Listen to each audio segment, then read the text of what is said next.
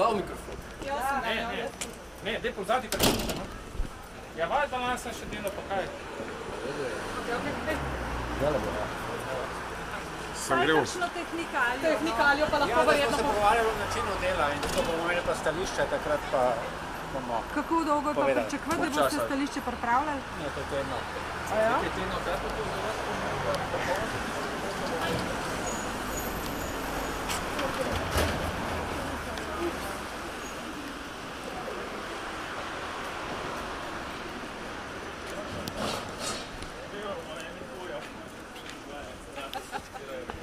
Že dost. Evo, lepša še, ko se nekako spremlja. Kaj že mimo, kaj? Je bila dolga za... Pa zdaj, bomo šli ven, ko boste odložili kartico. Kaj dosto ne moramo? Ve, tisto, kar lahko, no, v bistvu, da lahko naredimo. Držno bi ste. Kaj smo razpravljali danes in kakšno stališče zastopate vi? Mi smo danes razpravljali o tem, kako se bomo lotili dela. Glede stališča ga pa jaz ne bi še izpostavil, glede na to, da ga še nismo en drugmu soočali, pa tudi probali najti neko skupno stališče. Kaj pričakujete, koliko času naj bi se v bistvu to sestali? Verjetno ste neko okvirno časovnico določili. Probali bomo zaključiti čim hitreje. To je kaj, 1 mesec, 10 dni, 14 dni? To pa težko reči. Kaj pa držijo informacije, da pisna stališča že imate nekateri od teh, ki ste v tej komisiji? Jaz sem svoje stališče že enkrat napisal v Mladini, moje že objavil. A boste poskušali narediti skupno stališče, skratka kot strokovna skupina, ali boste vsak posebej? Deljeno. To bi bil verjetno najbolj smiseln cilj, da se probali narediti skupno. Kaj pa sama odločitev Vrhovnega sodišča, da bo v enem mesecu razsodilo, boste počakali še na to razsodbo ali v bistvu to na vas naredilo? Na pravno mnenje o tem, kaj določa 9. člen zakona o poslancih, to ne odkrije. Kdo bo koordiniral vaše delo? Nas je premalo, da bi se koordiniral. Se boste kar se med sabo slišali, pa kdaj se pa naslednjič dobite? To pa še ne vem. Hvala. Hvala.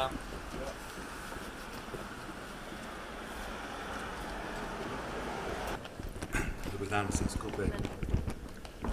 Danes je gospod Juncker predstavil resorje in gospa predsednica magistra Alenka Bratušek je dobila eden najpomembnejših resorjev in pa seveda tudi podpredsedniško funkcijo, zato je tudi predlagana in gre za enega najpomembnejših položajev v zadnjih letih, ki jih je Slovenija dobila v evropskem prostoru.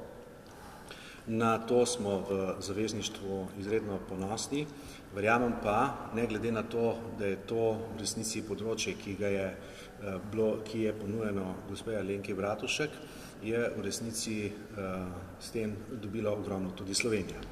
Zato je, mislim, da napočil čas, da se lokalne zdraharske in pa zamere, ki nastajajo v Sloveniji kot slovenska folklora, počasi umirijo. Predvsem z enim samim ciljem, to pa je, da bomo lahko tudi nadaljevali z končnim ciljem, kajti treba se je zavedati, da takšne druge možnosti zagotovo Slovenija ne bo imela.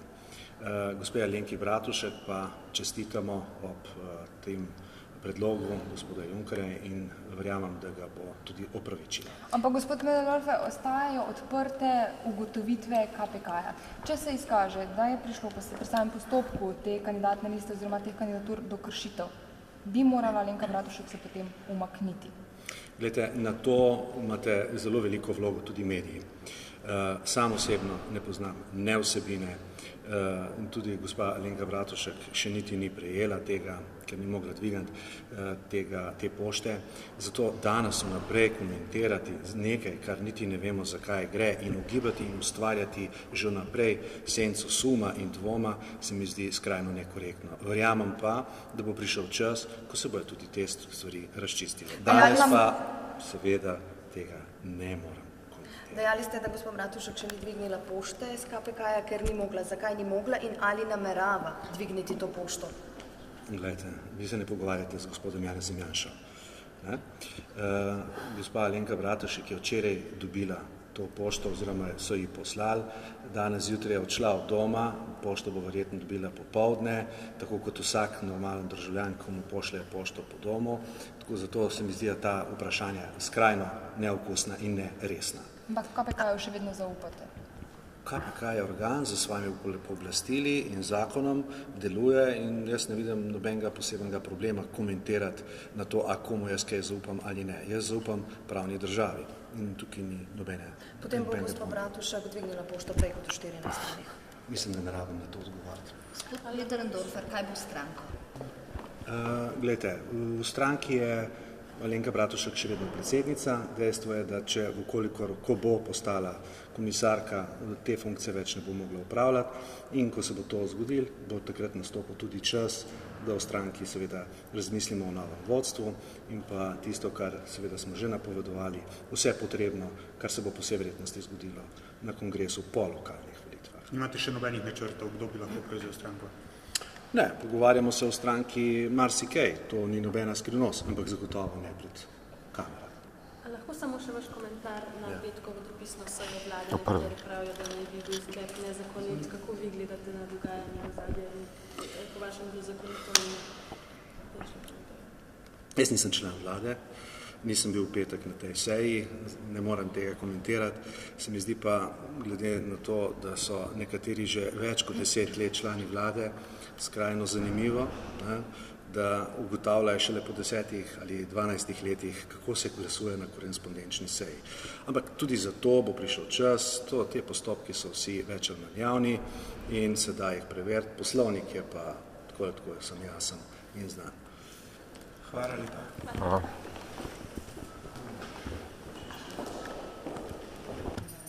Dober dan. Dober dan. Dober dan.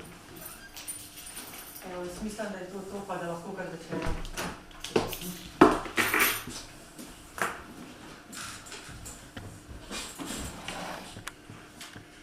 Torej, Komisija za preprečevanje korupcije bi... Lahko samo. Par sekund.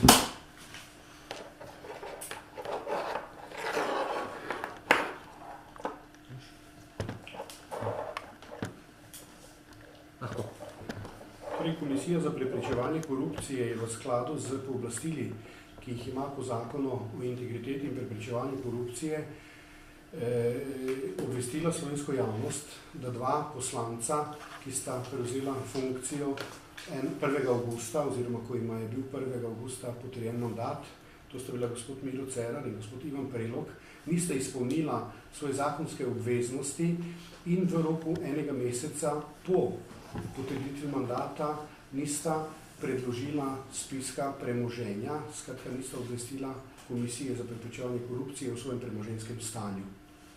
To seveda pomeni kršitev določil zakona in seveda zato smo dolžni o tem obvestiti tudi javnost. V nadaljevanju seveda bomo v skladu z zakonom tudi oba dva poslanca oziroma zdaj že enega seveda predsednika Vlade Republike Slovenije obvestili o tem dejstvu in potem sta v skladu z našim zakonom v roku, ki je najkrajši 15 dni oziroma najdaljši 30 dni, dolžna svoje premoženje ponovno prijaviti. Hvala lepa. Torej, v skladu z našim zakonom je seveda kršitev tega določila tudi prekršek. In prav gotovo bo prekrškovni postopek sprožen. Zdaj, odvisno je pa od tega, kako bosta sama reagirala na to, ker seveda, če bosta v skladu z ponovnim pozivom, da svoje obveznosti izpolnita, tako ravnala, v tem primeru bo šlo prav gotovo za olajševalne okoliščine in je zelo verjetno, da ima bo izrečen samo opomin. Sicer v nasprotnem primeru pa seveda globa, ki je od 400 do 1200 evrov.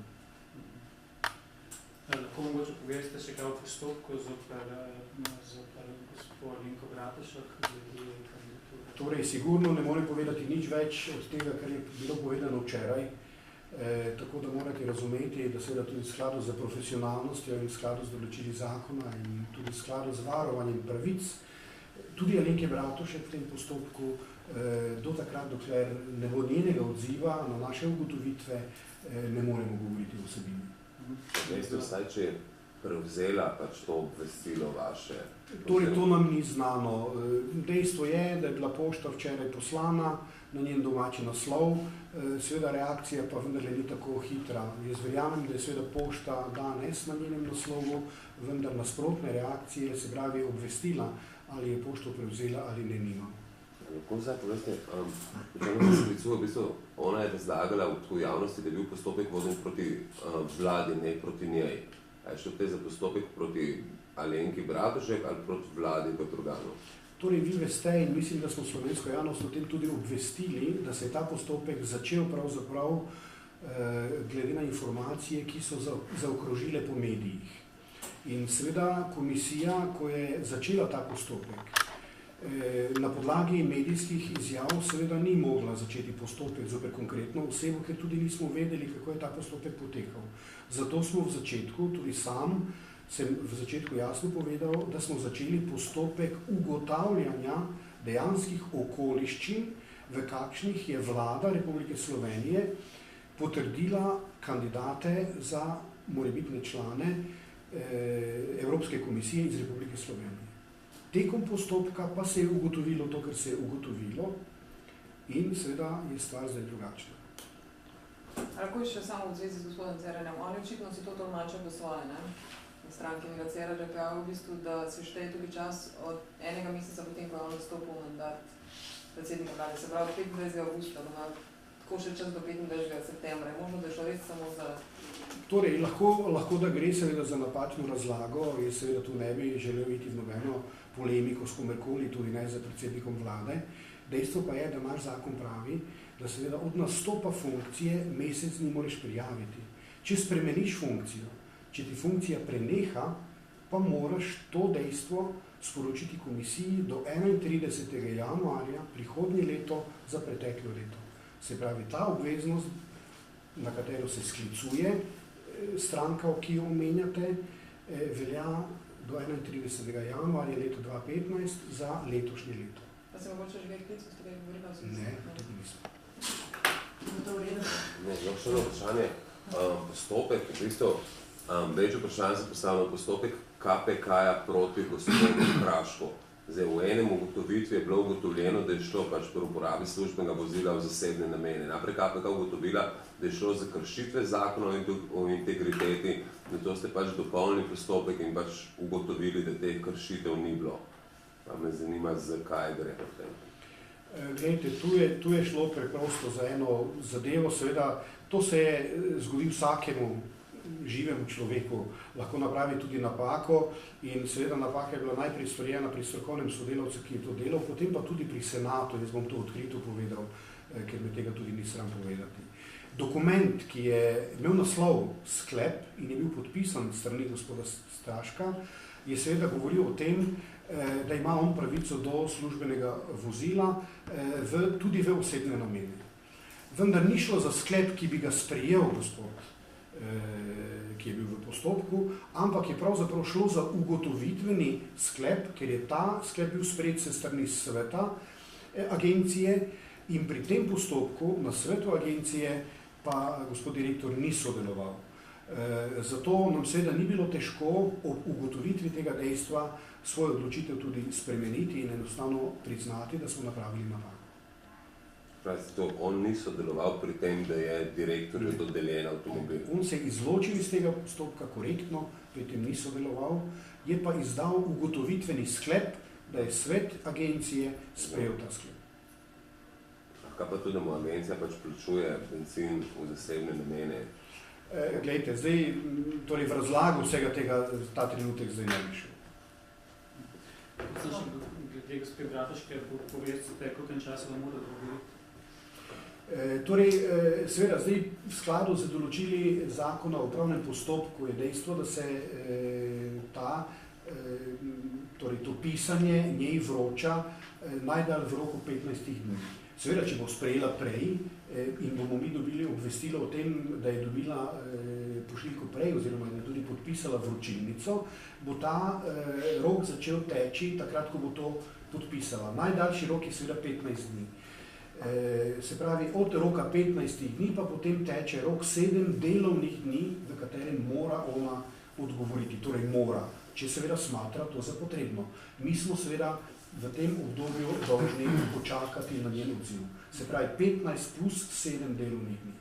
Če pa prej, bo rok začel teči prej, vendar 7 dni pa seveda ima, oziroma tudi, če bo odgovorila prej, bo prej zadeva jasna in bo tudi senat naše komisije dokončno stališče potem sprejel oziroma poročil. Kako pa komentirate, da je bila danes imenovana za podpredsednico komisije in pa zadolžena za energetiko? Torej, jaz o tem komentarja pravzaprav nimam. To so pristojnosti nekoga drugega, se pravi, to je bila v konkretnem primeru pristojnost gospoda Junckerja. Mi se seveda v te zadeve ne spuščamo. Torej, komisija ima svoje pristojnosti, ugotavlja postopek, ki ga je sprovedla vlada oziroma ona sama kot predsednica vlade, ne pa seveda dejstvo, da je bila strani gospoda Junckerja imenovana za podpredsednico in komisarko. Zdaj pa... Ta postopek v zvezi z gospod Bratuškovo, se pravi, zaenkrat sprašujete, ste poslali njej dopis, pričakujete njen odziv, a tu zaenkrat gre še za nek ugotovitveni postopek ali je odločitev sprejeta? Torej, v tem delu, mislim, da je javnost o tem obveščena, je senat sprejel osnutek vmesnega poročila o konkretnem primeru. Kar seveda pomeni, da bo po njenem odzivu, če bo do njega prišlo, oziroma tudi v primeru, da odziva ne bo, senat sprejel dokončno vmesno poročilo in ga potem tudi objavil, tako kot je v skladu z našimi predpisi. Se pravi, mi smo svojo odločitev, glede na to, da gre za vmesno poročilo, je jasno, da je poročilo tudi samodelno že sprejeli. Če nas bo uspela gospod Bratuškova prepričati z svojimi gledanji, ki so drugačna od naših, se lahko zgodi, da bomo tudi svoje poročilo spremenili. Če ne, bo ostalo takšno, kakršno je in je že sprejeto. Hvala lepa.